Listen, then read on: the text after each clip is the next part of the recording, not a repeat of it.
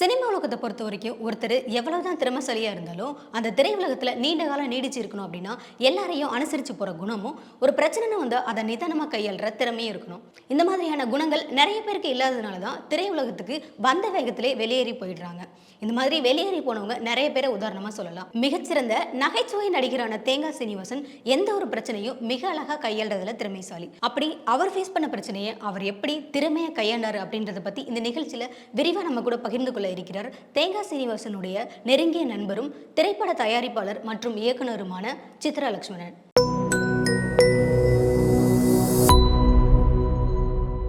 பிரச்சனைகள் நிறைஞ்சது தான் வாழ்க்கை. அதுலேயும் சினிமா உலகத்தில் பார்த்திங்கன்னா விசித்திரமான பிரச்சனைகள் எல்லாம் எழும்.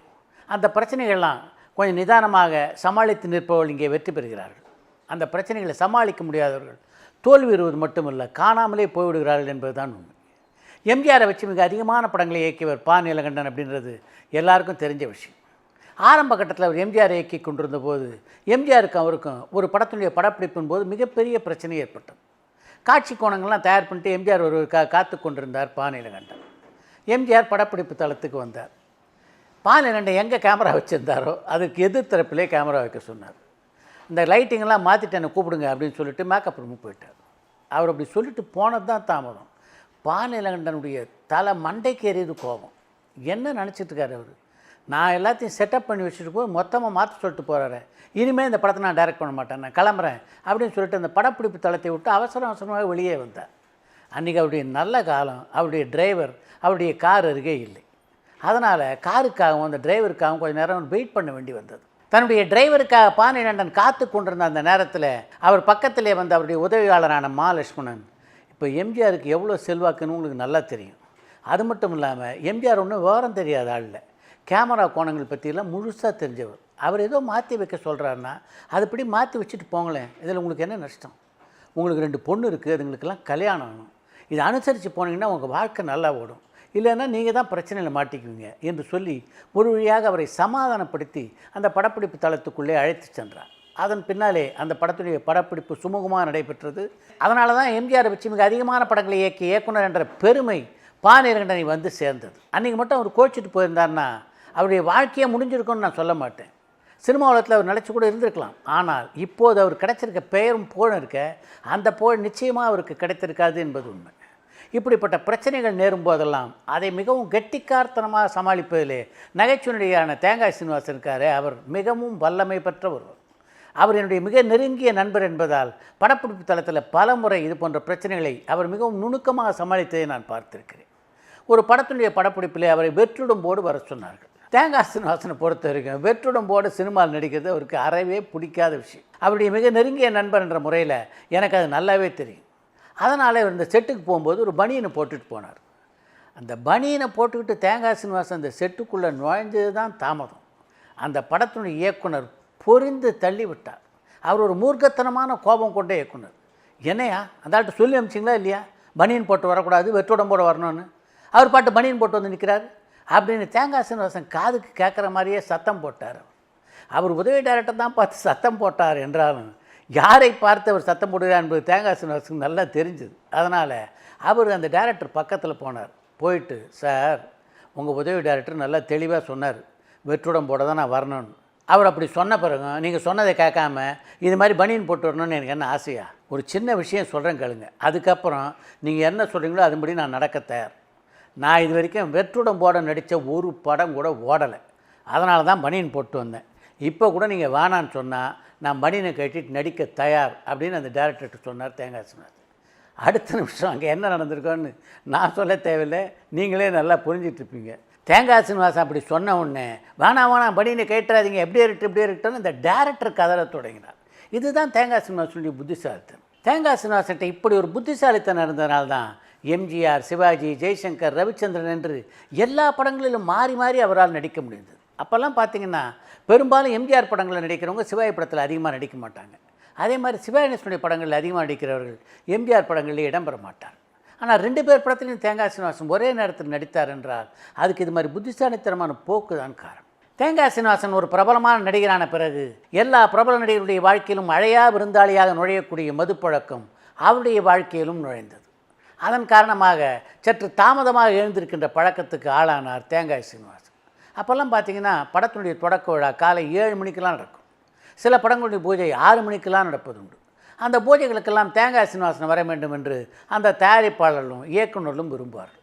அவங்க முதல் நாள் ஃபோன் பண்ணி, அண்ணே நாளை காத்தால 6 மணிக்கு பூஜை, நீங்கள் அவசியம் வந்துடுங்க என்று சொல்லும்போதே அவரிடம் தெளிவாக தேங்காய் சீனிவாசன் சொல்லிவிடுவார், பூஜைக்கு வரதை பற்றி எனக்கு எந்த ஆட்சேபமும் இல்லைன்னு, ஆனால் ஒரே ஒரு விஷயம் நோட் பண்ணிக்கங்க, நான் பூஜைக்கு வந்த எந்த படமும் பெருசாக ஓடலை, அதனால் காத்தால 6 மணிக்கு வரதெல்லாம் பிரச்சனை இல்லை, நீங்கள் சொன்னீங்கன்னா 5:30 மணிக்கு கூட அங்கே இருக்க தயார், என்னுடைய பிரச்சனை இது உங்கள்கிட்ட சொல்லிட்டேன், நீங்கள் அதையும் மீறி வரணும்னு சொன்னால் நான் காலையில் வரேன், இல்லைன்னா வழக்கமாக படப்பிடிப்புக்கு வர்ற மாதிரி 9 மணிக்கு வரேன் என்பார் தேங்காய் சீனிவாசன்.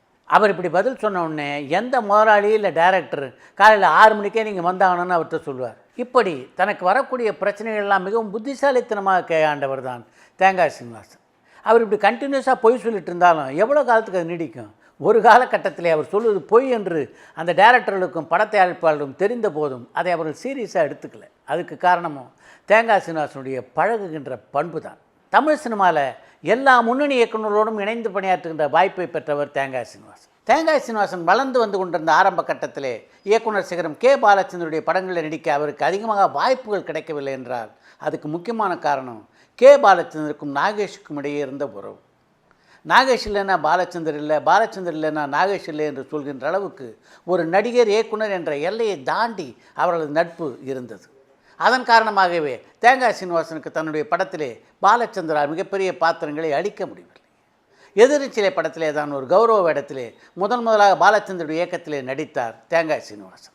அதற்கு பின்னாலே வெள்ளி விழா படத்திலே பாலச்சந்தருக்கும் நாகேஷுக்கும் இடையே கருத்து வேறுபாடு ஏற்பட்டதை தொடர்ந்து பாலச்சந்தருடைய பல படங்களில் நடிக்கக்கூடிய வாய்ப்பு தேங்காய் சீனிவாசனுக்கு கிடைத்தது. அப்படி பாலச்சந்தருடைய இயக்கத்திலே தேங்காய் சீனிவாசன் நடித்த படங்களில் மிகவும் மறக்க முடியாத ஒரு படமாக அமைந்தது தான் தில்லுமுல்லு. அந்த படம் தமிழை மீண்டும் தயாரான போது ரஜினிகாந்த் பாத்திரத்தில் யார் நடிக்கப் போகிறார் என்பதை தெரிந்து கொள்வதிலே கூட மக்கள் அவ்வளவு ஆர்வம் காட்டவில்லை. ஆனால் தேங்காய் சீனிவாசன் பாத்திரத்தை யார் ஏற்று நடிக்கப் போகிறார் என்பதிலே அவ்வளவு ஆர்வம் காட்டினார். அந்த படத்தை பொறுத்த வரைக்கும் ரஜினிகாந்துக்கு இணையாக அந்த படத்திலே ஜொலித்து இருந்தார் தேங்காய் சீனிவாசன். என்னுடைய படத்தில் நடிக்கின்ற நடிகருடைய வசன உச்சரிப்பில் நான் பெரிதும் கவனம் செலுத்துவேன். ஆனால் தில்லுமுல்லு படத்தில் தேங்காய் சீனிவாசன் நடித்த போது அவருடைய பாணியிலேயே அந்த வசனங்களை நான் பேச சொன்னேன். இந்த காட்சியில் எப்படி நடிக்க வேண்டும் என்று நீங்கள் விரும்புகிறீர்கள் என்று தேங்காய் சீனிவாசனை கேட்டுக்கொண்டு கூட சில காட்சிகளை அந்த படத்திலே நான் அமைத்தேன். ஒரு நகைச்சுவை நடிகராக இல்லாமல் ஒரு கேரக்டர் ஆர்டிஸ்டாக அவரை அந்த படத்திலே அடையாளப்படுத்த வேண்டும் என்று நான் விரும்பினேன். அதற்கு தன்னுடைய முழு ஒத்துழைப்பும் தந்தார் தேங்காய் சீனிவாசன் என்று ஒரு பத்திரிகை பெட்டியிலே பதிவு செய்திருக்கிறார் கே. பாலச்சந்தர். ஒரு நகைச்சுவை நடிகர் வில்லன் வேஷத்திலே வெற்றி பெறுவது என்பது அவ்வளவு சாதாரணமான ஒரு விஷயம் இல்லை. ஆனால் தேங்காய் சீனிவாசனை பொறுத்த வரைக்கும் அந்த வில்லன் வேடங்களை மிகவும் அனாயாசமாக கையாண்டார் அவர். அன்னக்கிளி படத்திலும் மயங்கூர் ஒரு மாது திரைப்படத்திலும் அவர்தான் சுஜாதாவுக்கு வில்லன். ஆனாலும் அந்த 2 வேடங்களும் ஒன்றுக்கொன்று மாறுபட்ட வேடங்கள். அந்த 2 படங்களிலுமே அவரது வசன உச்சரிப்பும் உடல் மொழியும் அவருக்கு மிகப்பெரிய பாராட்டுதல்களை பெற்றுத்தந்தன. தேங்காய் சீனிவாசன் நாடகத்திலிருந்து சினிமாவுக்கு வந்தவர் என்பதால் சினிமாவில் பிரபலமான பின்னரும் நாடகத்தை நடிப்பதை அவர் நிறுத்தவில்லை. தேங்காய் சீனிவாசனுக்காக கவிஞர் வாலி எழுதி கொடுத்த நாடகம்தான் கிருஷ்ண விஜயம் என்ற நாடகம். அந்த நாடகம் ஒரு மிகப்பெரிய குணச்சித்திர நடிகராக தேங்காய் சீனிவாசனை அடையாளப்படுத்தியது. அந்த நாடகத்தை நடத்துவதற்கு சபாக்கள் நடுவே அப்படி ஒரு போட்டி அந்த காலத்திலே நிலவியது. எங்கே அந்த நாடகம் நடந்தாலும் சபாவில் ஹவுஸ்ஃபுல் போர்டு தொங்கும். அப்படி ஒரு ஆதரவை அந்த நாடகத்திற்கு ரசிக பெருமக்கள் தொடர்ந்து தந்தார்கள். அந்த நாடகத்தை படமாக்குவதற்கு போட்டியிட்டவர்கள் பட்டியல் இருக்க அது மிகவும் நீளமானது. கிருஷ்ண விஜயம் நாடகம் அரங்கேற்றப்படுவதற்கு முன்னாலேயே தேன் சிந்துதே வானம் போன்ற படங்களை இயக்கியவரும் மௌனராகம் படத்திலே ரேவதியினுடைய தந்தை சந்திரமௌலியாக நடித்தவருமான ராஜசங்கரன் அந்த நாடகத்தை திரைப்படமாக்க விரும்பி அதற்கான முன்பணத்தையும் கொடுத்தார். ஆனால் என்ன காரணத்தாலோ அவருடைய முயற்சி ஈடேறவில்லை. இதயவினை படத்திலே கிருஷ்ணன் பஞ்சுனுடைய இயக்கத்தில் நடித்து கொண்டிருந்த போது தன்னுடைய கிருஷ்ண விஜயம் நாடகத்தை பார்க்க வருமாறு கிருஷ்ணன் பஞ்சுவுக்கு அழைப்பு விடுத்தார் தேங்காய் சீனிவாசன். அவரது அழைப்பு ஏற்றுக்கொண்டு அவர்களும் அந்த நாடகத்தை பார்க்க வந்தார்கள். அந்த நாடகம் அவர்கள் இருவருக்குமே மிகவும் பிடித்திருந்தது. ஏற்கனவே கலைவாணர் NS கிருஷ்ணனை வைத்து நல்ல தம்பி, நாகேஷை வைத்து சர்வசுந்தரம் போன்ற படங்களை இயக்கியிருந்ததுனால இன்னொரு நகைச்சுவை நடிகரான தேங்காய் சீனிவாசனை வைத்து அந்த கிருஷ்ண விஜயம் நாடகத்தையும் திரைப்படமாக்க வேண்டும் என்று அவர்கள் இருவரும் விரும்பினார்கள். ஏற்கனவே கலைவாணர் NS கிருஷ்ணன் கதாநாயகனாக நடித்த நல்ல தம்பி படத்தையும் நாகேஷ் கதாநாயகனாக நடித்த சர்வசுந்தரம் படத்தையும் இயக்கி வெற்றி பெற்றிருந்ததால் கிருஷ்ண விஜயம் நாடகத்தை தாங்களே தயாரித்து இயக்கலாம் என்ற முடிவுக்கு கிருஷ்ணன் பஞ்சு ஆகிய இருவரும் வந்தனர். அந்த படத்தை எடுப்பதற்காக பலரிடம் பண உதவி கேட்டார்கள் அவர்கள். ஆனால் எங்கேயுமே கிடைக்கல. கடைசியாக ஏபி நிறுவனத்திடம் கேட்டு பார்க்கலாம் என்று ஏபி நிறுவனத்தை அவர்கள் அணுகினார்கள். அப்போது ஏபி நிறுவனத்தினர் படத்துக்கு ஃபைனான்ஸ் பண்ணுறதை நிறுத்தி வைத்திருந்ததால் அந்த முயற்சியும் தோல்வியிலேயே முடிந்தது. அந்த படத்தை தயாரிக்கின்ற முயற்சியிலே கிருஷ்ணன் பஞ்சு தோல்வி அடைந்தாலும் அந்த படத்தை இயக்குகின்ற முயற்சியிலே அவர் வெற்றி பெற்றார்கள். அந்த படத்தை தயாரிக்க முன்வந்த அஜந்தா நடராஜன் என்ற தயாரிப்பாளர் அந்த படத்தை இயக்குகின்ற பொறுப்பை அவர்களிடமே ஒப்படைத்தார். அந்த நாடகத்தை ஒருமுறை பார்த்த சிவாஜியினுடைய தம்பி வி.சி. சண்முகம் தேங்காய் சீனிவாசனுடைய பாத்திரத்திலே சிவாஜி நடிக்க என்.எஸ். மணியினுடைய இயக்கத்திலே அந்த நாடகத்தை படமாக்க விரும்பினார். அதற்காக அந்த நாடக ஆசிரியரான கவிஞர் வாலியை தனது வீட்டுக்கும் அழைத்து பேசினார். ஆனால் இறுதியிலே அந்த முயற்சி வெற்றி பெறாமல் போனதென்றால் அதற்கு காரணம் சிவாஜி. அந்த நாடகத்தை பொறுத்த வரைக்கும் தேங்காய் சீனிவாசன் மிகவும் அற்புதமாக நடிச்சிருந்தார். அந்த நாடகம் படமாகும்போது அவர் அந்த பாத்திரத்தில் நடிப்பது தான் சரியாக இருக்கும் என்று சொல்லி அந்த பாத்திரத்தில் நடிக்க மறுத்து விட்டார் சிவாஜி. என்னுடைய திரையுலக வாழ்க்கையில் நான் எவ்வளவோ பாராட்டுதலை பெற்றிருக்கிறேன். ஆனாலும் சிவாஜியுடைய அந்த பாராட்டு என்னால் மறக்க முடியாததாக அமைந்தது. ஏன்னா சிவாஜி ஒரு சாதாரண நடிகரா, நடிப்புக்கே பல்கலைக்கழகமாக விளங்கியவர் அல்லவா என்று ஒரு பத்திரிகை பெட்டியிலே பதிவு செய்திருக்கிறார் தேங்காய் சீனிவாசன்.